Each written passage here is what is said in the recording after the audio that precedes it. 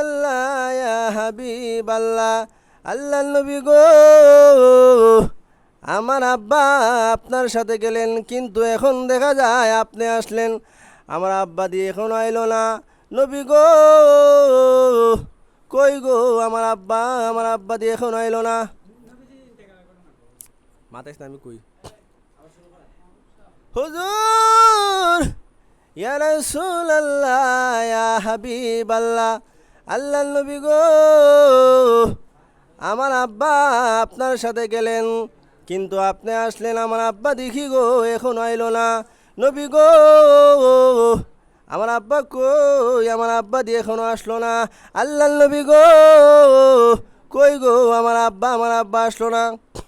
এমনি আল্লাহর নবী চোখের পানি ছেড়ে দিয়া কান্দে আকাশের দিকে তাকায়া, প্রভু গো, এই 6 বছরের বাচ্চাকে আমি কেমনে বলবো গো তার আব্বা জান্নাতে চলে গিয়েছে। যদি বলি গো এই বাচ্চা তো বুঝবে না, আমি এখন কেমনে তারে বুঝাই। আল্লাহর নবী শুধু কান্দে আর কান্দে। বাচ্চা আবার নবীজির কদম মুবারক ধরায় বলে, ইয়া রাসূলাল্লাহ ইয়া হাবিবাল্লাহ, আল্লাহর নবী গো, আমার আব্বা গেলেন গো, কিন্তু এখনো আসলেন না। আপনি শুধু কান্দেন আর কথা বলেন না, শুধু চারা মোবারক কেন ঘুরায় নেন, শুধু কান্দেন কেন? অগলো বিজি গো, আমার আব্বা দিয়ে এখনো আসলো না, কোথায় গেলেন বললেন না। এমনি আল্লাহ নবী বলেন, প্রভু গো, এই ছোট বাচ্চাকে আমি কেমনে বুঝাবো। নবীজি আর সহ্য করতে পারলেন না। এমনি আল্লাহ নবী ডাক দিয়ে বলে, আরে বশির, আর কান্দিস না রে, তোর আব্বা যুদ্ধের ময়দানে শাহাদত বরণ করে আল্লাহর তৈরি জান্নাতের ভিতরে চলে গিয়েছে। বশির ইবনে উকবা আল্লাহর নবীর কদম মুবারক জড়ায় বলে, নবীজি গো, আপনার সাথে যদি আমার আব্বা গেলেন এতে কোনো আমার আপত্তি নাই, কিন্তু নবী গো, ওই যে দেখেন সন্ধ্যা হয়ে যাচ্ছে, সূর্য ডুবে যাবে, আমার মা নাই, ভাই বোন বলতে কেউ নাই, রাত্রি হয়ে গেলে আমি আমার আব্বার গলা ধরে ঘুমাই। আমার আব্বা যাইলো না, আমার আব্বা কোথায়, আমি কার গলা ধরে ঘুমাবো। নবী গো, এখন আমি কোথায় যাব, এখন আমি কার কাছে যাব গো নবীজি? আমার ভাই বোন কেউ নাই, আমি কার কাছে যাব গো নবীজি? একটা মাত্র সম্পদ আমার আব্বা ছাড়া আর কেউ নাই। এভাবে যখন বাচ্চা কান্দে, এমনি আল্লাহ নবী তাকে বুকের সঙ্গে জড়ায় বলে, আরে বশির, আর কান্দিস না রে, তোর আব্বা যুদ্ধের ময়দানে জান্নাতে চলে গিয়েছে শহীদ হয়ে, আমি জান্নাত থেকে এনে দিতে পারবো না, কিন্তু যা যা, এখন থেকে আমি ঘোষণা দিলাম, আমি মুহাম্মদ চিরদিনের জন্য তোর আব্বা হয়ে গেলাম। ভাইরা আমার, আল্লাহর নবীর জন্য কেমন পাগল ছিল সাহাবায়ে কেরাম, কীরকম আশিকে রাসূল ছিল। একজন মহিলা ঘরে বসে কাঁদলে, তখন তার একটি ছোট বাচ্চা ছিল, 6 বছরের বাচ্চা। মার কাছে গিয়া বলে, মা গো, আপনি কেন কান্দেন গো মা, কেন গো চোখের পানি ছেড়ে দিয়া কান্দেন? মহিলা এবার ডাক দিয়ে বলে, ছেলে রে, যুদ্ধের ময়দানে তোর আব্বা শহীদ হয়ে গিয়েছে, তোর ভাইয়া যুদ্ধের ময়দানে শহীদ হয়ে গিয়েছে, এখন আমার কেউ নাই, ছেলেও নাই, স্বামীও নাই, এখন আমার নবী নাকি বিপদের সম্মুখীন হয়ে গিয়েছে, আমি এখন কাকে দিব যুদ্ধের ময়দানে? আমার নবী নাই, আমার নবী নাকি বিপদের সম্মুখীন হয়ে গিয়েছে। এমনি ওই ছেলে তার মাকে ডাক দিয়ে বলে, মা গো, আপনি কাঁদেন না গো মা, আমাকে নিয়ে চলেন, আমি হয়তো শহীদের মা অথবা মুজাহিদের মা না বানাইয়া আমি আর কোনোদিন বাড়ি ফিরে আসবো না। মা কই, তুই কি যাবি? বলছি, হ্যাঁ যাব। এমনি আল্লাহ নবীর সামনে দাঁড়াইয়া বলে, আল্লাহ নবী গো, আমার আর কোনো বাচ্চা নাই কোনো বিজি, এই যে ছোটো বাচ্চা নিয়ে আসলাম, মেহেরবানি করে কবুল করে নেন। সাহাবিরা এখন যাচাই বাছাই করতেছে, এমনি দেখে ছোটো বাচ্চা। সাহাবিরা এমনি ডাক দিয়ে বলে, নবী গো, এই যে দেখেন গো একটা ছোটো বাচ্চা, এটা কিসের কাজে লাগবে? নবীজি বলেন, মা গো, ও মা, এই বাচ্চা কি তীর চালাতে পারবে? বুঝি না পারবে না, তাহলে এই বাচ্চাকে নিয়ে কে করব? ও মহিলা, নিয়ে নাও বাচ্চাকে, ভবিষ্যতে তো আরো যুদ্ধে আছে। মহিলা ডাক দিয়ে বলে, আল্লাহর নবী গো, আমি জানি গো আমার বাচ্চা কোনো কাজে লাগবে না, কিন্তু গো নবীজি, আপনার গায়ে যখন বেঈমান কাফেররা তীর মারবে তখন ডালের অভাব পড়বে।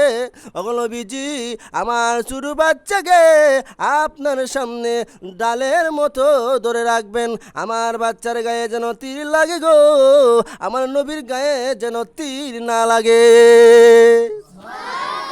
এমনি আল্লাহ নবী বলেন, মা গো,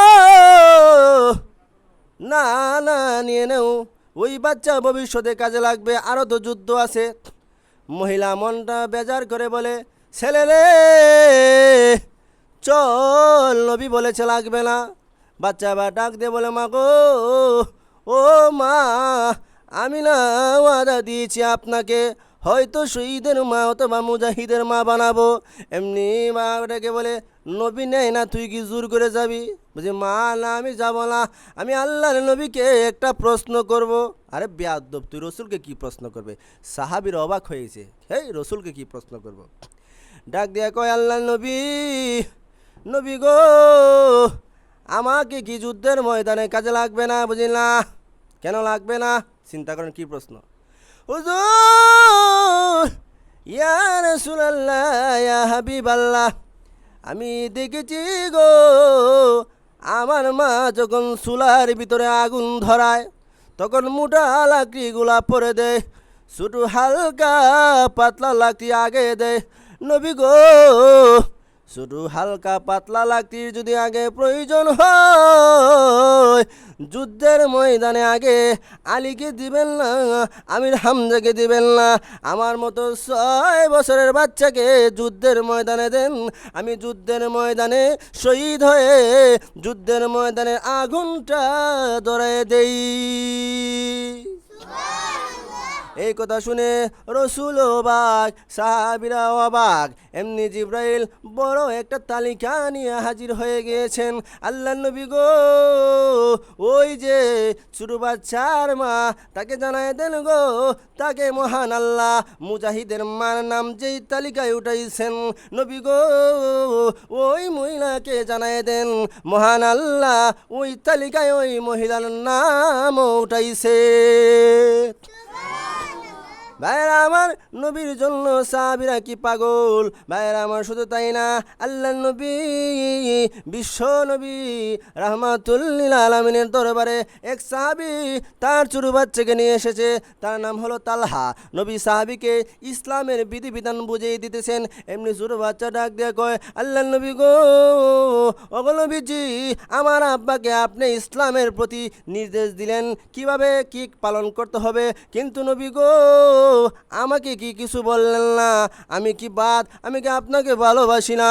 এমনি আল্লাহ নবী ডাক দিয়ে বলেন, রে বাচ্চা, তুমি কি আমাকে ভালোবাসো? বলছি, হ্যাঁ ভালোবাসি। কি প্রমাণ? তাহলে যাও, এই তরবারিটা নিয়ে যাও, তোমার বাবাকে গিয়ে আঘাত করো।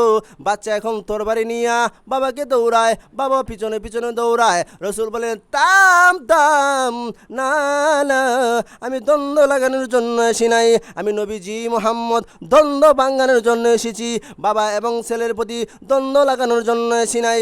আরে ছেলে, থাম থাম, আমি রসুল তোকে পরীক্ষা করেছি আমার প্রতি কীরকম ভালোবাসা, এই তুই পাশ হয়ে গিয়েছিস, যা, আমি রসুলও তোকে মহব্বত করি। এই ছোট বাচ্চা নবীজির দরবার দিকে যখন চলে গেল, বাচ্চা কিছুদিনের জন্য অসুস্থ হয়ে গেল। তার নাম ছিল তালহা। ওই বাচ্চা অসুস্থ হওয়ার পরে বাচ্চা তার বাবাকে বলে, আব্বা গো, আপনার কাছে আমার কিছু আবদার। বলে, কি আবদার? আব্বা, মনে হয় গো আমি আর বাঁচবো না, মনে হয় পৃথিবী থেকে চলে যাব। ওগো আব্বা, তোমার কাছে আমার আবদার, আমি যদি মারা যাই আমার নবীকে তুমি সংবাদ দিবা না, আমার নবীকে খবর দিবা না। এখন গো আব্বা, আমার জানাজার পরে আমার নবীকে তুমি সংবাদ দিও। বাচ্চা রাখতে বলে, রে তালহা, রসুল তোকে এত ভালোবাসে, তোকে মহব্বত করে, কেন রে আমার নবীকে জানাবে না? শুরু বাচ্চা দেখেন কি রকম জ্ঞান। ও মাদ্রাসার ছাত্ররা, তোমরা শুনে রাখো, শুরু বাচ্চা কি রকম জ্ঞান, কি রকম ভালোবাসা নবীর প্রতি। তার কিন্তু বয়স কম না। ওই শুরু বাচ্চা তখন ডাক দে বলে, আব্বা গো, আমি জানি গো, আমি যখন মারা যাব আমার নবী আমাকে দেখার জন্য পাগলের মতো ছুটে আসবে। কিন্তু আব্বা, আমার নবীর শত্রু অভাব নাই, আমার নবী আমার কাছে আসতে অনেক কষ্ট হবে, রাতের বেলা মারা গেলে আমার নবীকে খবর দিবেন না। এই সুযোগে যদি আমার নবী আমাকে দেখার জন্য আসে, এই সুযোগে যদি কোনো বেঈমান কাফের আমার নবীকে মারে, আমার নবীকে কষ্ট দেয়, তাহলে কিয়ামতের কঠিন ময়দানে আমি তালহা আশিকে রাসূল হইয়া মহান আল্লাহ রাব্বুল আলামিনের দরবারে দাঁড়াতে পারবো না। তালহা কিছুদিন হয় মারা গেলেন। মারা যাওয়ার পরে রসুলের দরবারে যখন যায় সাহাবি, বলে, আমার তালহা কোথায়? আমার তালহাকে দেখি না। সাহাবি গো, হুজুর, আমার ছেলে আর দুনিয়াতে নাই। এমনি রসুল ডাক দিয়ে বলে, আমার তালহাকে কি আমি ভালোবাসি না? কি অপরাধ করেছি আমার তালহার জন্য? আমার তালহার সম্মানটা কি তুমি দিতে পারো নাই? আমি কি আমার তালহাকে ভালোবাসি না রে সাহাবি? রসুল ডাক দিয়ে বলেন, রে সাহাবি, আমার তালহার কবরটা কোথায়? রসুল পাগলের মতো হয়ে গিয়া তালহার কবরে ধইয়া কান্দে। আবার কান্দার সময় কিছুক্ষণ পরে আবার রসুল মুস্কি হাসি দে। সাহাবীরা জিজ্ঞাসা করে, আল্লাহ নবী গো, আপনি দেখা যায় গো কিছুক্ষণ পর আগে কাঁদছেন, এখন কেন কবরের সামনে দাঁড়াইয়া দাঁড়াইয়া মুস্কি আসেন? রসুল ডাক দে বলে, রে সাহাবীরা, আমি এই জন্য কান্দি রে, আমার তালহা এতক্ষণ তার যে বিরহ ব্যথা, তার ভালোবাসার জন্য আমি রসুল কাঁদছি। এখন আমি কান্দি, আমার তালহা আমার প্রতি কি ভালোবাসা, এই জন্য আল্লাহ এই ভালোবাসাকে, আমার মহব্বতকে কেন্দ্র করে আমার তালহাকে আল্লাহ জান্নাতের উচ্চ মাখান দিয়া দিছে, এই জন্য আমি কান্দি। তো তারাই ছিল আশিকে রাসূল, আর আমরা হলাম আশিকে জিলাফি রসুকুল্লাহ। জোরে কোন ঠিক কিনা? আমরা কি করি? হ্যাঁ, ইয়া নবী সালাম আলাইকা, ইয়া রাসূলুল্লাহ, দেও জিলাফি খাইয়া যাইগা, এটাই তো আমরা। জোরে কোন ঠিক কিনা? জিলাফি খাই বললে কি জবর পাগল। আরে বাপরে বাপ, জিলাফি। আর দেখা যায় রসুলের শানে যদি কেউ বেয়াদবি করে, কোনো বেঈমান, কোনো নাস্তিক রসুলকে কটূক্তি করে, তখন দেখা যায় নামদারি আশিকে রাসূল যারা বলেন, তারা আশিকে রাসূল দাবি করে, তাদের কিন্তু বাড়ি সালান দিয়েও পাওয়া যায় না। এখন তারা থাকে না জিলাপি খাইবার জন্য। আরে বাপ রে বাপ, বহুত আকর্ষণ। জোরে এখন ঠিক না? হ্যাঁ, যেমন একজন কবি কবিতা লেখেন, বলবো? রবিউল আউয়াল মাস আসলে নবী আপনার গুণগান গায়, রবিউল আউয়াল মাস গেলে পরে নবী গো আপনাকে আমরা ভুলে যাই। দুরূদ পড়ি, মিলাদ পড়ি, জশ্নে জুলুসের মিছিল করি, আরো কত মিষ্টি খাই। মিছিলকারীদের চেহারার দিকে চাইলে পরে দাড়ির বংশ নাই। এই হলো আমাদের অবস্থা। আরে বাপ রে বাপ, রসুল রে যে ভালো, আবার খোয়েন না আমার আমার দাড়ি উঠে নেই, এতটুকু দাড়ি, বুঝতে পারছেন? আবার আমার কথা বলেন না আপনারা। এই জন্য বলতেছি, ইয়ে তো পাগল। আশিকে রাসূল কাকে বলে? যে আমি একজনের জন্য আশেক। মনে করেন একজন হুজুরকে একটা তরমুজ দেওয়া হলো, যে হুজুর আপনি তরমুজ খান, বুঝবেন না আমি খাবো না। কেন খাবেন না? যে আমার নবী কিভাবে খাইছেন, অথবা যদি খেয়ে থাকেন কিভাবে খাইছেন, কিভাবে বিধান, এটা এটা না জানা পর্যন্ত আমি তরমুজ খাবো না। তাকে বলে আশেকের রাসূল। আশেকের রাসূল যার, আশেক মানে কি? যার জন্য যে পাগল। রসুল যা নিষেধ করেছেন আমি তা পড়বো না, রসুল যা নিষেধ করেছেন আমি তা মানবো না। আজকে দেখা যায় রসুলকে আমরা করি একটা, জোরে কোন ঠিক এরকম আসলে আসেনি আশেক?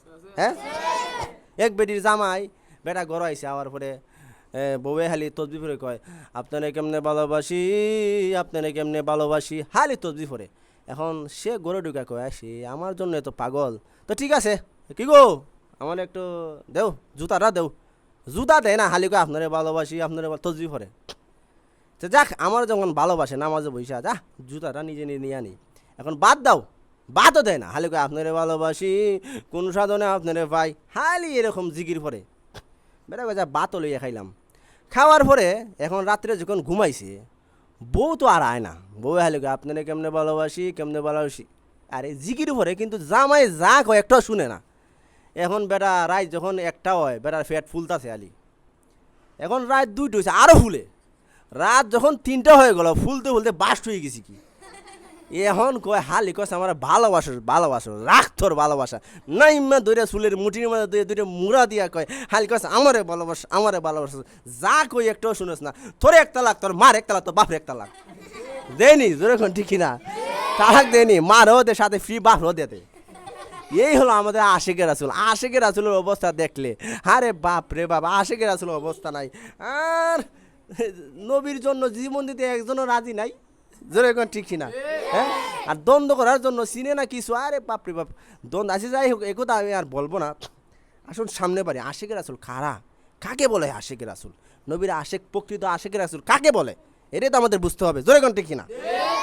খালি আশিকের রাসূল বললেই হবে না, জোরে কোন ঠিক না? ভাইরা আমার, এই জন্যে আসুন, এক সাহাবি যার নাম ছিল সাহাবি, একজন সাহাবি রসুলের দরবারে আইসা সালাম দেয়, আসসালাতু আসসালামু আলাইকা ইয়া রাসূলুল্লাহ হাবিবাল্লাহ। রসুল সালামের জবাব দিব দূরের কথা, চাই না, বারবার সালাম দিতেছে, কিন্তু সালামের তো উত্তর দেয় না। এখন একজন সাহাবি কয়, কিরে তোমার সালামের উত্তর দেয় না কেন জানো নি? কারণ তুমি যে পোশাক পরছো এটা রসুল নিষেধ করেছেন। পুরুষের জন্য শালু এক যেতে কাপড়, যেটা কয় হলুদ কাপড়, লাল, মাকরুহে তাহরিমা, জোরে কোন ঠিক না? রসুল নিষেধ করেছেন, কিন্তু ওই সাহাবি তো জানে না। এখন একজনে যখন বলছে এটা রসুল নিষেধ করেছেন, তুমি বারবার সালাম দো, রসুল তো জবাব দিবে না, কই তাই নাকি? যে হ্যাঁ, এমনি দৌড় গিয়া কয়, স্ত্রী আমার এই চাদরটা আগুনে জ্বালায় দাও।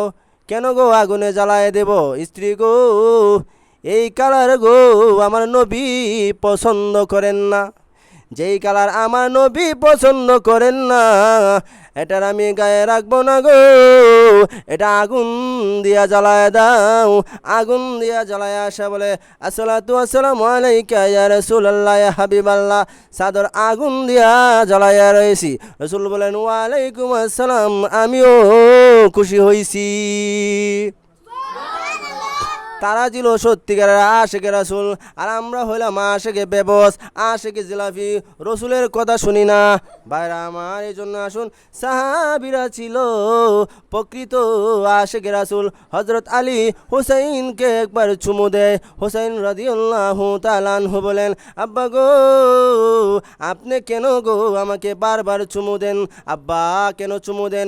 হযরত আলী ডাক দিয়ে বলে, হুসাইন তোকে ভালোবাসি, তোকে মহব্বত করি, এই জন্য তোমাকে বারবার চুমু দেই। হযরত আলী এমনি হযরত হুসাইন রাদিয়াল্লাহু তাআলা আনহু বলেন, আব্বা গো আপনি আমাকে ভালোবাসেন ঠিক আছে, আমার ভাইয়া হাসানকে কি আপনি ভালোবাসেন? হ্যাঁ ভালোবাসি। আমার মা ফাতেমাকে কি ভালোবাসেন? হ্যাঁ ভালোবাসি। আব্বা এখনই পরীক্ষায় যাবে গো, ও গো আব্বা আপনাকে যদি এই মুহূর্তে আল্লাহর নবী বিশ্ব নবী রাহমাতুল লিল আলামিন যুদ্ধের ময়দানে ডাক দেন, আব্বা গো আপনি কি আমার ভালোবাসা এবং আমার ভাইয়ার ভালোবাসা, আমার মার ভালোবাসাকে আপনি কি এদেরকে রেখে যুদ্ধের ময়দানে যাবেন না কি ঘরে বসে থাকবেন? হযরত আলীর চেহারা লাল হয়ে গিয়েছে। রে হুসাইন, তোকে ভালোবাসি, তোর মাকে ভালোবাসি রে, এই সুযোগে তুই এত বড় প্রশ্ন করে বসলি। আরে হুসাইন জেনে রাখ, এই মুহূর্তে যদি আল্লাহ নবী আমাকে যুদ্ধের ময়দানে ডাক দে, তুই হুসাইন কেন রে, তোকে একটা আছাড় মেরে আমার জীবন যুদ্ধের ময়দানে আমি চাপায়ে দিয়া আল্লাহর রাস্তায় শহীদ হয়ে যাব। এই ছিল আশেকে রাসূল। আশেকে রাসূল তাদেরকে বলা হয়। হযরত আবু বকর কাফের বেঈমানেরা মারতে মারতে একেবারে শেষ করে ফেলেছে। হযরত আবু বকরকে মা গরম দুধ দিয়া বলে, আবু বকর রে নে নে গরম দুধ পান করে নে। আবু বকর ডাক দিয়ে বলে, মা গো আমার নবীর সম্মান দাও গো মা।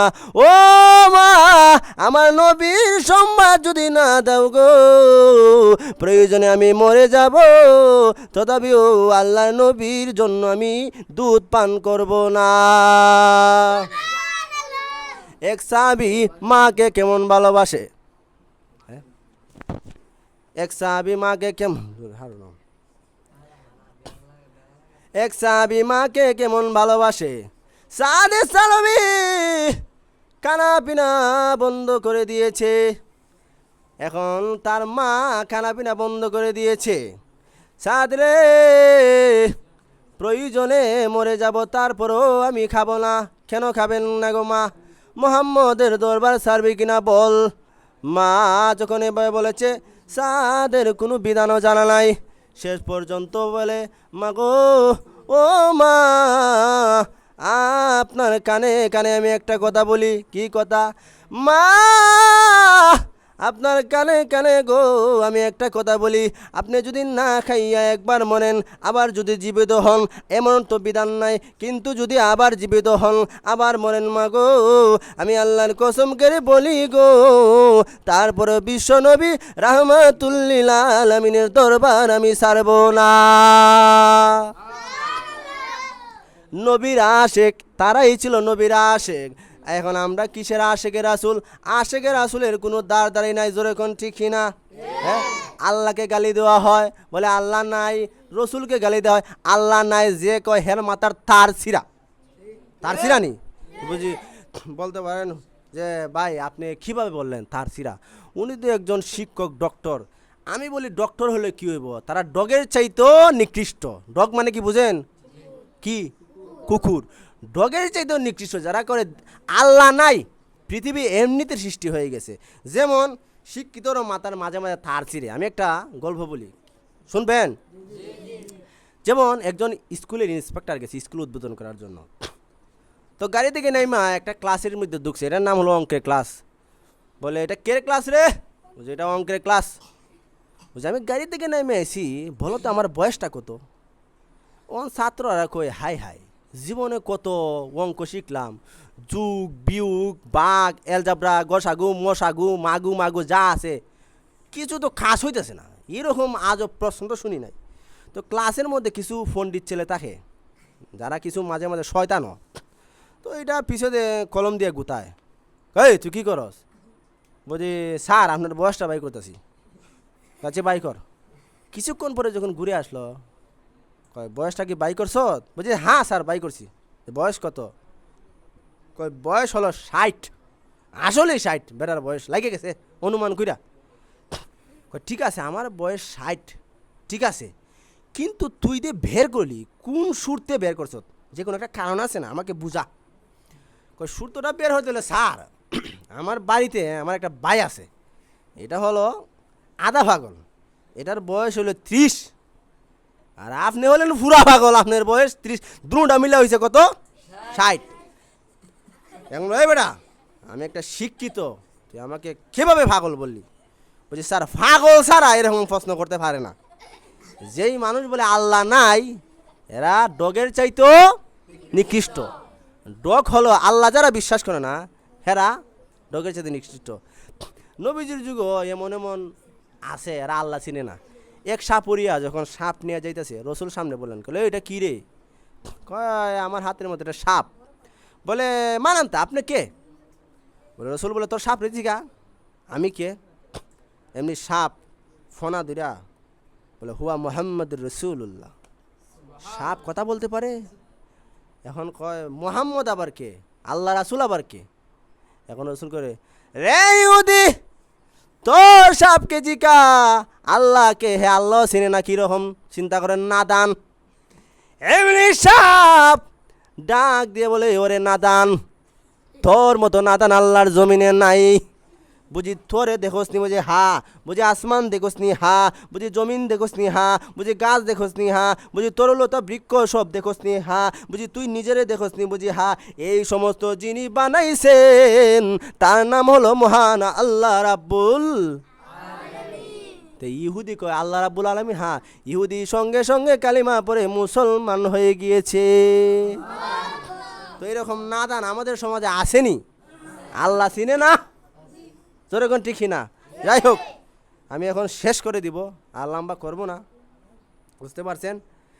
এখন বলতেছিলাম যে ঘটনাটা রসুলের আশেক কাকে বলা হয়, একটা ঘটনা বইলা ফেলাই, তারপরে সংক্ষেপে শেষ করে দিব। নবীর সাহাবী যার নাম ছিল আব্দুল্লাহ।